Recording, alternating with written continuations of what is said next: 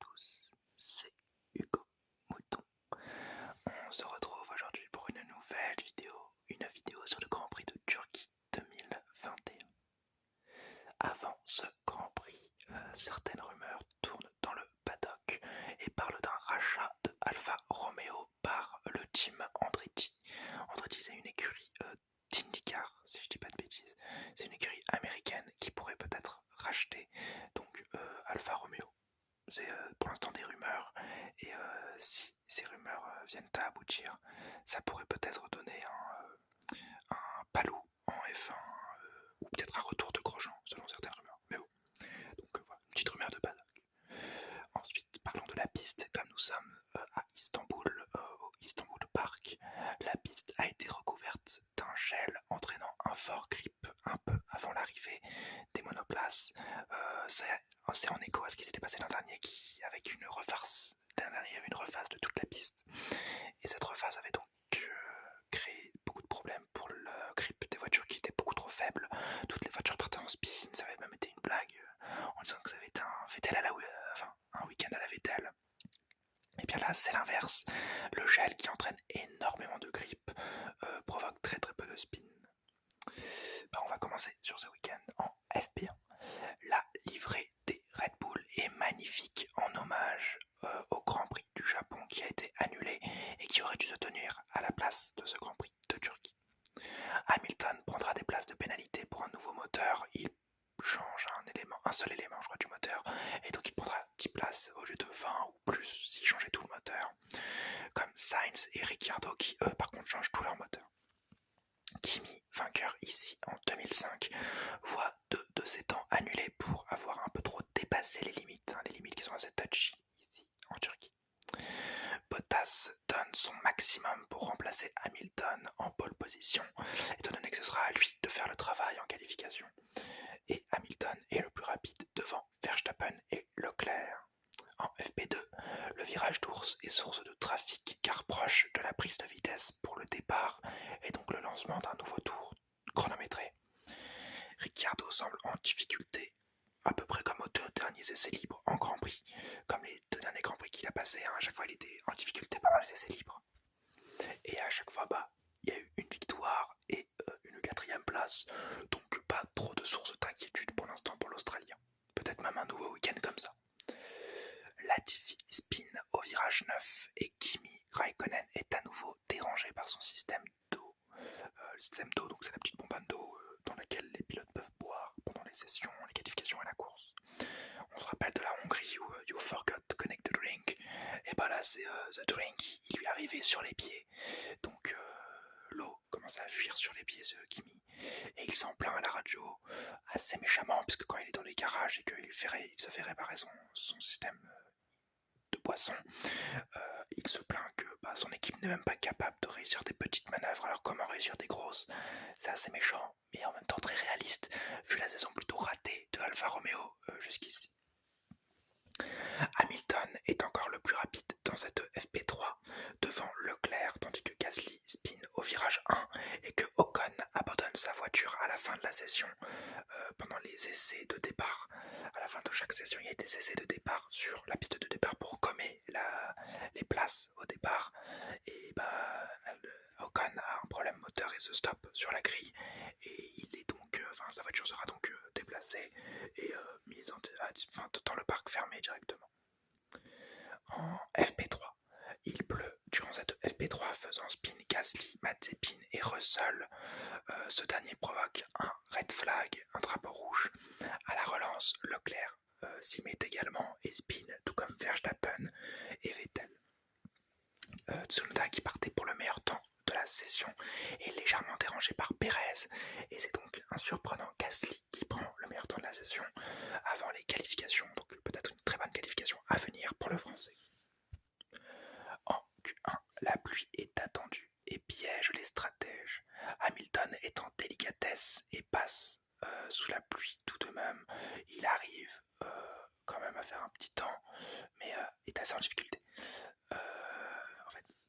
Les conditions de piste sont sèches, mais la pluie arrivant dans 12 minutes, parce que la pluie s'étant retirée entre la session de FP3 et cette session de qualification, tous les il a son temps soft, ce qui fait spin Verstappen d'ailleurs. Tsunoda part à la faute comme Sainz avant lui et à la fin de cette première session de qualification, Ricciardo est éliminé avec Latifi, Giovinazzi, Mazepin et Raikkonen. Hamilton passe de justesse étant donné qu'il a eu certains petits travers durant son run de Q1 et Schumacher donc s'en sort et passe en Q2 comme Russell. C'est un superbe résultat pour le jeune Allemand qui n'a jamais fait de Q2 de sa vie en F1. Donc vraiment bravo lui, c'est une superbe performance.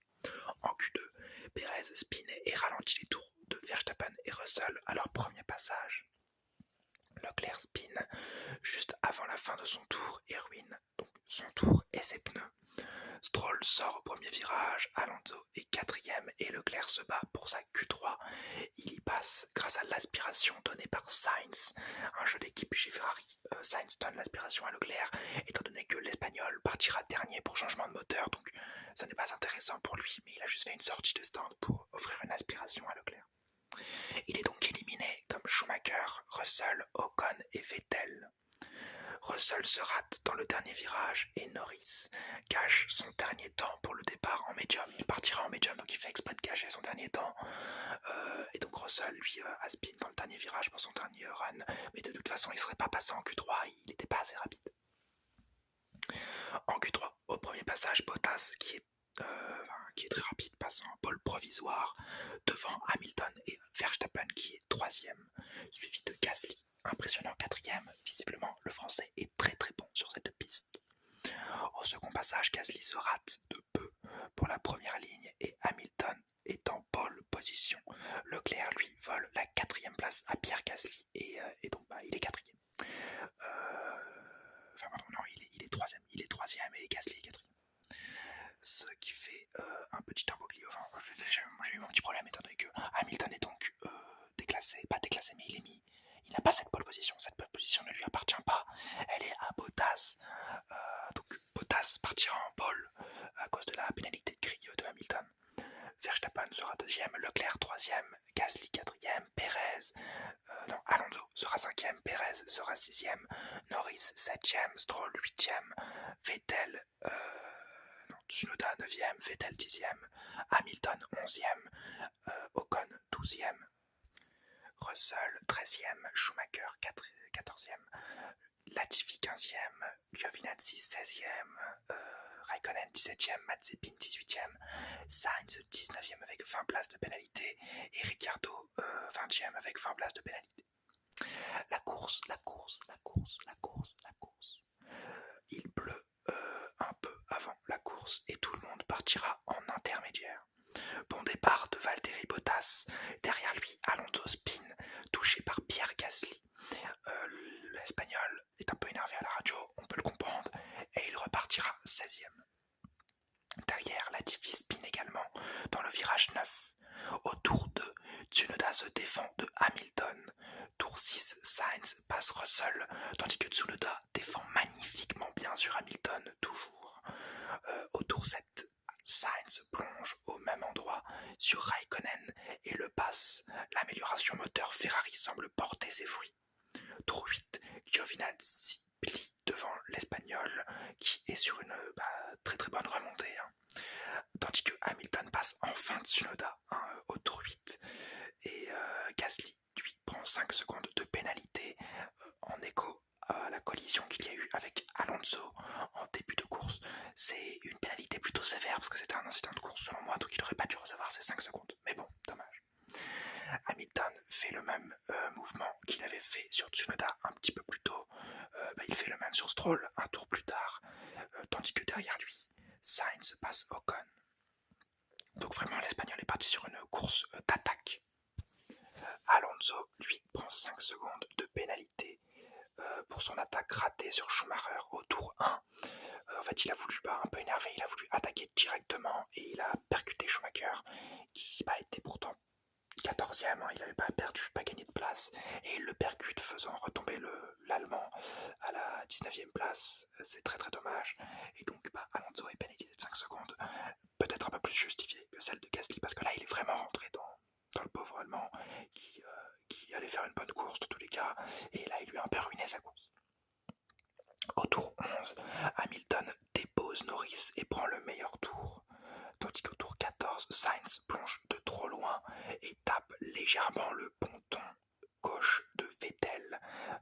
passe tout de même, mais donc il y a un petit contact. Hamilton passe Gasly toujours au tour 14 et la Mercedes, on se rend compte qu'elle est impressionnante d'aisance, hein, très très rapide. C'est sûrement le petit changement d'une unité moteur qui a dû mettre un gros boost, et c'est aussi le talent du pilote, ne le cachons pas. Au tour 18, Sainz continue son super Grand Prix en passant Tsunoda. Et tour 22, Ricciardo lance la vague d'arrêt au stand. Il s'arrête pour des intermédiaires, donc il ne change pas de pneus. Alors qu'il y avait peut-être des pilotes qui auraient voulu tester les pneus slick, donc soit les pneus soft ou medium. Au tour 23, Tsunoda spin et réalise sa première erreur. Dommage, il faisait un très très bon Grand Prix. Ricciardo n'est pas le plus rapide avec des nouvelles gommes, alors que Leclerc rattrape Verstappen et les deux ont des gommes usées, donc peut-être que l'aérostop anticipé n'était pas une bonne solution. Au tour 32, Alonso purge sa pénalité et et sort avec des intermédiaires. Tour 35, Perez et Hamilton bataillent et c'est le Mexicain qui reste devant, alors que Norris derrière eux s'arrête au stand pour des intermédiaires également. Donc voilà, la vague d'arrêt au stand se lance et tout le monde y va pour prendre des inters. Au tour 37, Verstappen s'arrête pour des inters et il ressort devant Hamilton et Perez. Donc le Mexicain a très très bien fait son travail de retenir le Britannique pour pas qu'il ne puisse mettre de pression sur Verstappen, qui donc lui peut se permettre de faire un arrêt et avoir des gommes neuves lui permettant plus tard d'attaquer Bottas, qui devra s'arrêter ou qui ne s'arrêtera pas donc, et qui aura donc peut-être des petits problèmes avec sa gomme. Sainz s'arrête et prend des pneus intermédiaires. Malheureusement, l'arrêt dure 8 secondes. Arrêt raté des mécanos de Ferrari, ça faisait longtemps, tiens. Et donc tout est à refaire pour l'Espagnol. Bon, il perd 2 positions sur cet arrêt, mais c'est quand même beaucoup, étant donné qu'il les avait durement gagnés. Vettel pit ensuite pour des médiums et Bottas pour des inters. Donc, Vettel est le seul à s'arrêter pour des pneus slick. C'est un pari. Est-ce qu'il sera payant? On verra ça dans les tours suivants. Perez s'arrête juste après Bottas et laisse Hamilton en 4e position. Sur la piste, malheureusement, c'est un choix désastreux pour Vettel qui spin et qui galère pendant son tour de sortie. Tout le tour 38, en fait, il aura été hyper lent et il se sera fait prendre par tous les autres pilotes. Et à la fin de ce tour, il s'arrête une nouvelle fois pour prendre des intermédiaires. Pari raté, mais pari quand même, il fallait tester. Ça a été testé, c'était dommage, c'était raté, mais on ne peut pas lui en vouloir. Il a demandé ça, ses mécanos lui ont dit ok, vas-y, on fait ça. C'était un pari pour avoir une bonne position, ça n'a pas marché. Au tour 40, Leclerc reste premier sans avoir fait un seul arrêt. Il a le droit de faire ça. Étant donné que la piste étant été déclarée mouillée, il n'a pas d'arrêt obligatoire. Gasly, lui, s'arrête pour des intermédiaires, purgeant lui aussi sa pénalité de 5 secondes. Leclerc essaie de rester sur la piste jusqu'à la fin de la course. Il en parle d'ailleurs à son mécanicien qui lui dit qu'il a le droit de rester jusqu'à la fin de la course. Il pleut, donc légalement c'est autorisé, voilà ce que lui dit le mécanicien. Et Hamilton pose la même question à son stand. Donc son ingénieur est pas chaud et il lui dit de rentrer, mais Hamilton ne rentre pas alors que les mécaniciens sortent. Donc visiblement Hamilton va faire comme Leclerc et va peut-être rester jusqu'à la fin du Grand Prix avec des pneus intermédiaires qui sont pourtant très très abîmés pour le Britannique. Au tour 46, Sainz passe Ocon pour rattraper l'erreur de ses mécanos. Ocon qui s'est lui non plus pas du tout arrêté et donc qui a pu dépasser Sainz quand il était dans les stands avec son arrêt interminable.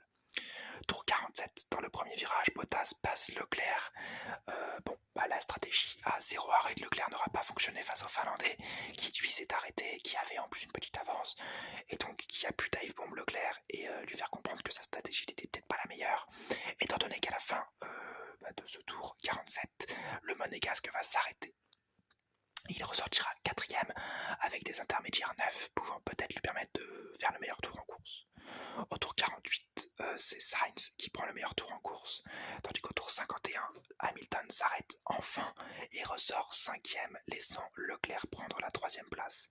Il se plaint de la stratégie à la radio en disant que c'est pas du tout une bonne stratégie et qu'il aurait peut-être dû rester en piste, mais c'est son chef stratégique, James Wolfe, se défend en lui disant que ça aurait servi à rien de rester sur la piste. Il se serait fait dépasser par Charles Leclerc à cause de sa vitesse. Donc c'était mieux d'assurer cette 5e place et peut-être même aller chercher une meilleure position à la fin de la course. Au tour 52, alors que Pérez est lui aussi très rapide, il plonge et dépasse Leclerc, lui volant son podium. Tour 53, Stroll passe Ocon, qui ne s'est toujours pas arrêté. Donc visiblement, Ocon ira jusqu'à la fin de la course avec ses pneus intermédiaires. Il est en 10e position et doit donc résister pendant 4 tours aux assauts qui se feront de plus en plus présents de la part de Giovinazzi. Tour 57, Bottas prend le meilleur temps en course et tour 58, Bottas remporte ce Grand Prix. C'est sa 10e victoire en carrière et il prend le meilleur temps en course sur ce dernier tour. Il est vainqueur devant Verstappen, Pérez et Leclerc. Je vais vous donner la grille d'arrivée. Bottas est donc premier avec le meilleur temps en course, Verstappen est 2e, Pérez est 3e, Leclerc 4e, Hamilton 5e, Gasly 6e, Norris 7e, Sainz 8e, Stroll 9e, Ocon 10e, le pari est réussi. 11e, Giovinazzi, Raikkonen est 12e, Ricciardo est 13e, Tsunoda est 14e, 15e, c'est Russell, 16e Alonso, 17e Latifi, 18e Vettel, Schumacher, 19e et Mazepin, 20e. Aucun DNF à déclarer. Les enseignements de cette course, voilà, vraiment, ça va être une partie assez longue parce qu'il y a beaucoup d'enseignements à retirer de cette course. Déjà, bravo à Bottas qui, donc pour sa 10e victoire en carrière, ils sont peu les pilotes à avoir 10 victoires en carrière. Vraiment bravo à lui. Comme je l'avais dit un peu plus tôt dans mes vidéos, Bottas va devoir maintenant profiter de sa Mercedes. Il a une voiture pour avoir la win, comme on l'a vu avec Alfa Romeo ce week-end. Peut-être que la Alfa Romeo qu'il prendra l'an prochain ne sera pas casée pour prendre la win. Donc bon, on espère pour lui qu'il pourra en prendre le plus possible avant la fin de la saison. Son coéquipier par contre est dans la difficulté, un week-end assez compliqué, déjà à cause de sa pénalité moteur et en plus peut-être certaines difficultés en course. La mauvaise stratégie de Mercedes lui est fatale, lui qui aurait pu prendre une 3e position, voire même aller peut-être titiller Verstappen. Bon, je pense pas titiller Verstappen parce que Perez avait fait un bon boulot, mais au minimum prendre la 3e position. Et il finit que 5e, donc très dommage. Charles Leclerc a essayé, très bien joué de sa part parce qu'il finit 4e. Il aurait bien évidemment préféré le podium, mais il n'était pas assez rapide pour résister au Red Bull et au Mercedes. D'ailleurs, heureusement que le circuit ne faisait que 58 tours, sinon il se serait fait dépasser par Hamilton avec les 2 tours qu'il aurait pu rester s'il en faisait 60 par exemple. Donc oui, bien joué pour Leclerc qui a très bien managé sa course. Gasly aussi a été très bon, une 6e position et un week-end dans l'ensemble très bon pour le français. Week-end également très bon pour Sainz. Alors une qualification qu'il n'aura même pas faite sérieusement étant donné qu'il pouvait pas, ça aurait servi à rien. Mais il nous a offert un spectacle magnifique, que des dépassements. Il finit 8e, franchement bravo. Mais le plus grand bravo revient à mon avis à Esteban Ocon, le pari fou du français. Après la Hongrie, c'est une 2e fois où on parle beaucoup de lui. Il finit sa course 10e, donc avec 1 point, et il ne s'est pas arrêté. Il ne s'est pas arrêté une seule fois, donc vraiment bravo à lui. C'est la première fois depuis Mika Salo en 96 à Monaco, si je me souviens bien. Un record, c'est un petit record, c'est un petit moment d'histoire qui nous aura bien fait plaisir. Ce qui nous aura moins fait plaisir, c'est Alonso qui a vu sa course s'aborder par Gasly au départ. C'est pas la faute du français, c'est pas la faute de l'espagnol non plus. Et derrière, par contre, c'est la faute de l'espagnol d'aller harponner Schumacher. L'effort inutile pour Schumacher, c'est très dommage. À la fin de la course, Alonso est allé s'excuser auprès du jeune pilote. En plus, on sait qu'ils ont une relation particulière, étant donné que le père frère de Schumacher, Michael, a connu Alonso. Ils se sont battus ensemble en piste pour des titres en 2005 et 2006. Donc c'est pas rien.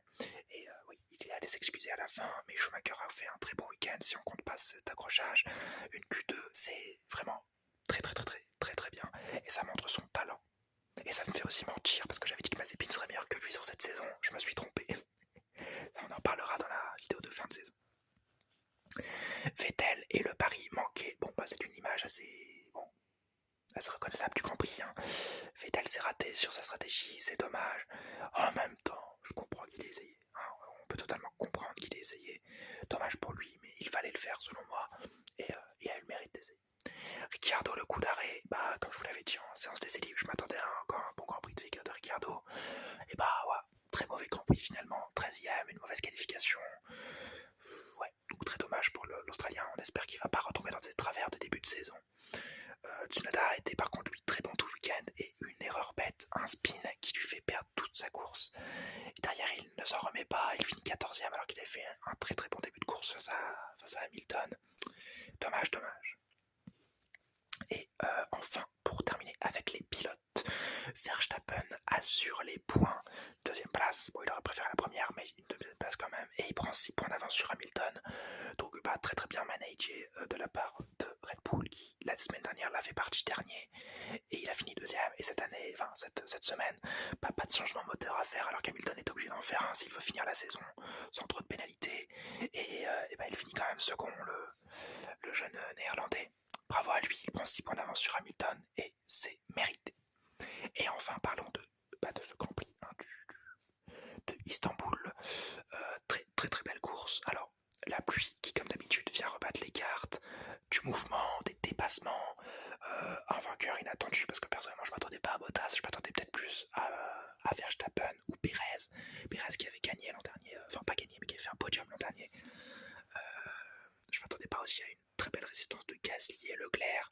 Je m'attendais pas à un petit moment d'histoire de Ocon. Donc franchement, je vais mettre un joli 15 sur 20 sur ce Grand Prix. En plus, Istanbul est une piste que j'aime beaucoup. Pas du tout parce que Massa a gagné beaucoup de Grand Prix là-bas et que Massa est un pilote que j'affectionne beaucoup. Hein. Mais il y a aussi de ça, il y a aussi le moment pour Schumacher qui est très joli. Et donc voilà. Et bien voilà, c'est la fin de cette vidéo. J'espère qu'elle vous aura plu. Si c'est le cas, le petit like, le petit commentaire et le petit abonnement. J'espère vous avoir détendu. Et n'oubliez pas, Forza Ferrari.